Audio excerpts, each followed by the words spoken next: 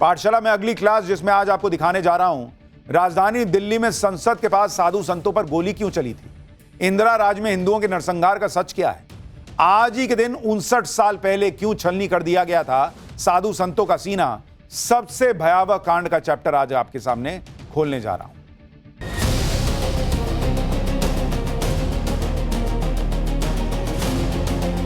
उसकी आत्मा के एक हिस्से को अलग कर दिया गया था, वंदे मातरम को तोड़ दिया गया था, उसके टुकड़े किए गए थे। कांग्रेस ने मजहबी आधार पर वंदे मातरम के एक हिस्से को ही हटा दिया।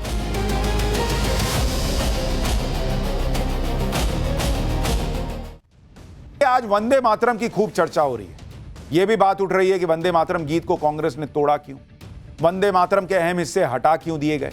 लेकिन वंदे मातरम की इस चर्चा के बीच आज आपको कांग्रेस के ही राज में हिंदुओं के खिलाफ हुए उस बड़े कांड के बारे में भी जानना चाहिए जिसके बारे में कोई चर्चा नहीं करता। लोग अक्सर याद करते हैं कि भाई राम भक्तों पे गोली चली थी, लेकिन बॉस 7 नवंबर 1966 यानी आज के दिन 59 साल पहले साधु संतों का सीना छलनी हुआ था इसी दिल्ली में, राजधानी में। और तब देश में इंदिरा गांधी की सरकार थी। इस सबसे भयावह कांड का चैप्टर आज खोलने जा रहा हूं। यह बताऊंगा कि राजधानी दिल्ली में संसद के पास साधु संतों पर गोली चली क्यों थी, लेकिन जो पहले हुआ था उसकी एक झलक देखिए।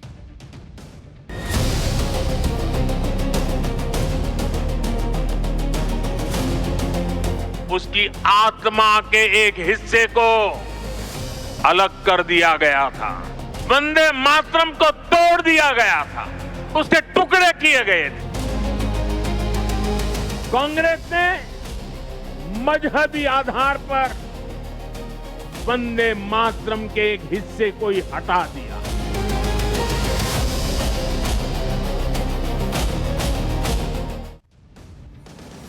भारत के इतिहास में बहुत सारे ऐसे काम हुए हैं जिनकी चर्चा बहुत कम होती है या होती ही नहीं। हिंदुओं के खिलाफ ऐसे ऐसे कांड हो चुके हैं जिसके बारे में सुनकर आप हैरान हो जाएंगे।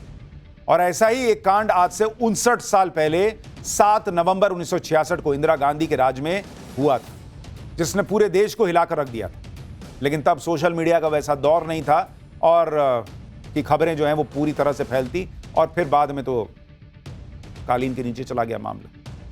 1966 में देश में इंदिरा गांधी देश की प्रधानमंत्री थी। इंदिरा गांधी को प्रधानमंत्री बने हुए ज्यादा समय नहीं हुआ था और उसी समय देश में गोरक्षा के लिए एक बड़ा आंदोलन चल रहा था। साल 1966 में देश के अलग अलग हिस्सों में गो हत्या रोकने के लिए कानून बनाने की मांग हो रही थी। करपात्री जी महाराज जैसे बड़े संत लगातार गो हत्या पर प्रतिबंध की मांग कर रहे थे। करपात्री जी महाराज तो कई सालों से गो हत्या पर प्रतिबंध की मांग कर रहे थे। 7 नवंबर 1966 को गोरक्षा अभियान के तहत हजारों साधु संतों के साथ करीब 1.25 लाख लोग दिल्ली पहुंचे थे। साधु संतों ने दिल्ली में संसद भवन को घेर लिया था। अपने साथ गाय और बछड़े लेकर पहुंचे थे, कहा गया। साधु संतों को रोकने के लिए पुलिस ने फायरिंग कर दी और कहा जाता है कि फायरिंग में कई लोग मारे गए थे। 1966 में इस गोलीकांड की चर्चा पूरे देश में हुई। इंदिरा गांधी सरकार पर आरोप लगा कि उसने हिंदुओं पर गोलियां चलवा दी, साधु संतों पर गोलियां चलवा दी। साधु संतों का तो यह तक कहना है कि फायरिंग में सैकड़ों लोगों की मौत हुई थी। आप सोचिए, सैकड़ों हजारों साधु संत आम पब्लिक गोरक्षा के लिए संसद के बाहर जमा हुई थी। वहीं पर अटल बिहारी वाजपेयी, महावीर त्यागी और रामेश्वरानंद जैसे बड़े लोग संबोधन कर रहे थे। और वहां किसी ने कल्पना नहीं की होगी कि पुलिस फायरिंग कर देगी। इतनी बड़ी घटना हो जाती है और आज बहुत लोगों को इसके बारे में पता भी नहीं होगा, बल्कि इस घटना को देश के खिलाफ साजिश बताया जाता है। लेफ्ट लॉबी इस घटना की तुलना लश्कर तैयबा और जैश ए मोहम्मद से करती है। 1966 के गोरक्षा अभियान को 2001 में संसद पर हुए हमले की तरह बता देती है लेफ्ट लॉबी। लेफ्ट की पार्टियां और नेताओं ने इस घटना के पीछे CIA के शामिल होने की बात तक कही है। इन संगठनों और लॉबीज के मुताबिक साधु संतों ने विदेशी ताकतों के साथ मिलकर इंदिरा गांधी की सरकार को गिराने के मकसद से यह आंदोलन किया। 1966 में करपात्री महाराज इस अभियान का प्रमुख चेहरा थे। जब साधु संतों पर गोलियां चली तो कहा जाता है कि करपात्री महाराज भी वहीं थे। करपात्री महाराज इस घटना से इतने दुखी हुए कि उन्होंने इंदिरा गांधी को श्राप दे दिया था। कहा जाता है कि पुलिस की गोलीबारी में जब कई साधु संतों की मौत हो गई तो करपात्री महाराज खुद साधुओं के शवों को उठाते हुए इंदिरा गांधी को श्राप दे रहे थे। करपात्री महाराज ने कहा था कि हमें इस बात का दुख नहीं है कि तुमने निर्दोष साधुओं की हत्या करवाई, बल्कि तुमने गौहत्या करने वालों को छूट देकर पाप किया है और यह पाप माफी के लायक नहीं है। गोपाष्टमी के ही दिन तुम्हारे वंश का नाश होगा। जिस तरह निर्दोष साधुओं पर गोलियां चली हैं, उसी तरह का हश्र तुम्हारा भी होगा। तुम पर भी गोलियां चलेंगी। ये इंदिरा गांधी को श्राप दिया था उन्होंने। कहा तो यह भी जाता है कि फायरिंग के बाद पुलिस ने कई साधु संतों को गिरफ्तार करके तिहाड़ भेज दिया था, जिसमें करपात्री महाराज भी थे। साधु संतों पर गोली चलाने की घटना पर संसद में चर्चा भी हुई। जनसंघ के सांसद रहे हुकुमचंद कछवाए ने संसद में साधुओं की हत्या का मामला उठाया। हुकुमचंद ने पहले सांसद थे जिन्होंने 1962 की हार के बाद परमाणु परीक्षण का प्रस्ताव संसद में पेश किया था, लेकिन उस प्रस्ताव को कांग्रेस ने गिरा दिया था।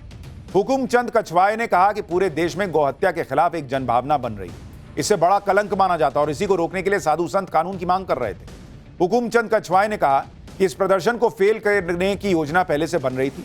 5 नवंबर 1966 को 62 गुंडे बंगाल से बुलाए गए थे। दिल्ली से भी 80 गुंडों को बुलाया गया था। 7 नवंबर को कई पुलिस वालों को छुट्टी दे दी गई थी, जबकि पहले कभी भी इतने पुलिस वालों को छुट्टियां नहीं दी गई थी। हर गुंडे को 150 रुपए दिए गए थे। प्रदर्शन में तोड़फोड़ करने की ट्रेनिंग दी गई थी। पुलिस वालों को प्रमोशन का लालच दिया गया था। इतना ही नहीं, उन लोगों को कुरान, गीता और रामायण की कसम भी दी गई थी। हुकुमचंद कछवाए ने संसद में गौहत्या विरोधी प्रदर्शन को लेकर तीखे अंदाज में सरकार पर हमला किया था। हुकुमचंद कछवाए ने बताया था कि गोरक्षा प्रदर्शन में साधु संतों पर 379 राउंड गोली चलाई गई थी। साधु संतों और आम लोगों पर 754 आंसू गैस के गोले दागे गए थे। सरकार जानबूझकर फायरिंग में मारे गए लोगों के आंकड़े छुपा रही है। पुलिस की फायरिंग में कुल 122 लोगों की मौत हुई थी। लाशों को बदरपुर ले जाकर जला दिया गया। कई लाशों को गड्ढों में दफना दिया गया था। यह कैसी राक्षसी सरकार है जो लाशें तक खा जाती है? यह इंदिरा गांधी सरकार पर आरोप लगा था। हुकुमचंद कछवाए ने फायरिंग में मारे गए लोगों को मुआवजे का सवाल भी संसद में पूछा था कि क्या 7 नवंबर 1966 को गौहत्या विरोधी प्रदर्शन में पुलिस द्वारा गोली चलाने से मारे गए लोगों के परिवार वालों को कोई मुआवजा दिया गया? अगर हां, तो उसका ब्यौरा क्या है? क्या सरकार ने उन लोगों की भी कोई सहायता की है जिनके स्कूटर और कारों को आग लगाई गई थी? अगर हां, तो कितनी? हुकुमचंद कछवाए ने सरकार से 2 सवाल पूछे और उनके जो जवाब मिले वो हैरान कर देंगे आपको। सरकार की तरफ से तत्कालीन गृह राज्य मंत्री विद्याचरण शुक्ल ने कहा था कि किसी भी मृतक के परिवार को मुआवजा देने का प्रश्न ही नहीं उठता। जिन सरकारी कर्मचारियों की गाड़ियों को नुकसान पहुंचा था, उनको सरकार की तरफ से 1,83,615 रुपए मंजूर किए गए। यानी उस समय की इंदिरा गांधी सरकार ने पुलिस की फायरिंग में मारे गए लोगों के परिवार वालों को कोई सहायता राशि तक नहीं दी, जबकि गाड़ियों को हुए नुकसान का मुआवजा दे दिया था। गाड़ियों की कीमत थी, हिंदू साधु संतों की कीमत नहीं थी। और आज जब हिंदुओं की बात होती है, नरेंद्र मोदी हिंदुओं की बात करते हैं, तो कईयों को आग लगती है, क्योंकि उस वक्त क्या क्या हो रखा है। बाबा बागेश्वर भी अपनी धुन के पक्के हैं। हिंदुओं को जोड़ने का कोई स्टंट नहीं कर रहे थे बॉस। उन्होंने प्रण लिया तो पैदल निकल पड़े, कई दिनों तक पैदल चलते रहे। बागेश्वर बाबा की वो यात्रा पूरी हुई तो नई यात्रा शुरू कर दी, क्योंकि उनको पता है कि एक यात्रा से ये सब नहीं होना। फोटो खिंचाने के लिए थोड़ी कर रहे हैं कि एक यात्रा कर दी हो गया। अब उन्होंने राउंड 2 शुरू कर दिया है। आज हम आपको बाबा बागेश्वर की हिंदू जोड़ो यात्रा पार्ट 2 के बारे में बताने जा रहे हैं, जो आज शुरू हुई है। पहले ही दिन बागेश्वर बाबा की नई यात्रा में क्या गजब हो गया, कैसे भीड़ पे जबरदस्त भीड़ आ गई। हिंदू जोड़ने निकले बागेश्वर बाबा के साथ कौन कौन आया, लाखों लोग कैसे जुड़ते चले गए। हिंदुओं को जोड़ने का कितना बड़ा चैलेंज उन्होंने उठा रखा है। हाथ में गदा लेकर बाबा बागेश्वर 10 दिनों की कितनी मुश्किल यात्रा पैदल करने निकले हैं, किस भाव से निकले हैं, क्या संकल्प लिया है, कितना हिंदुओं को जोड़ पाएंगे। पिछली बार पैदल नंगे पांव चले थे, इस बार मोजा क्यों पहन लिया है, गदा क्यों उठाई है, क्या हिंदू उनकी बात सुन रहा है, सब बताऊंगा। पहले ट्रेलर देखिए।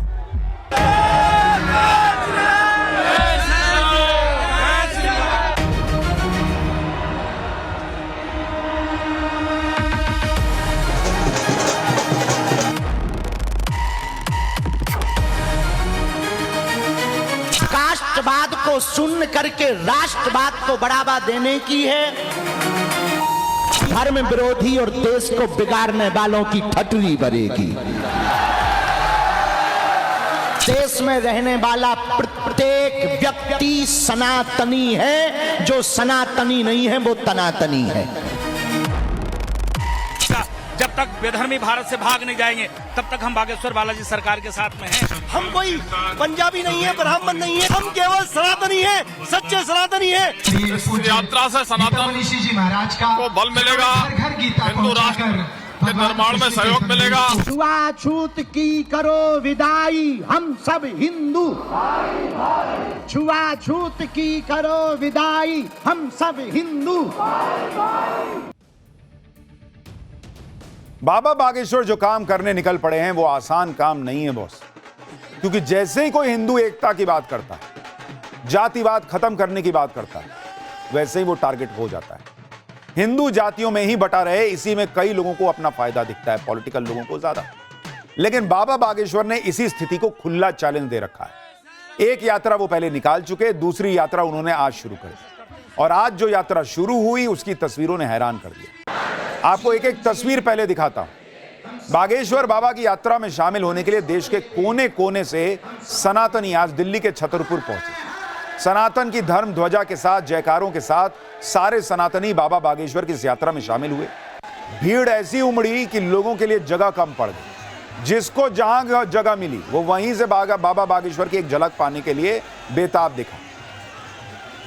बागेश्वर बाबा हाथों में देखिए कैसे लोग छत पे चढ़ गए। हर जगह जो है वो हनुमान जी की फोटो, बाबा बागेश्वर की फोटो दिख रही है। यात्रा में शामिल होने पहुंचे बागेश्वर बाबा के भक्त उनके लिए खास तोहफे भी लेकर पहुंचे। एक भक्त ने बागेश्वर बाबा को आई लव बागेश्वर धाम सरकार लिखा पोस्टर भी गिफ्ट किया।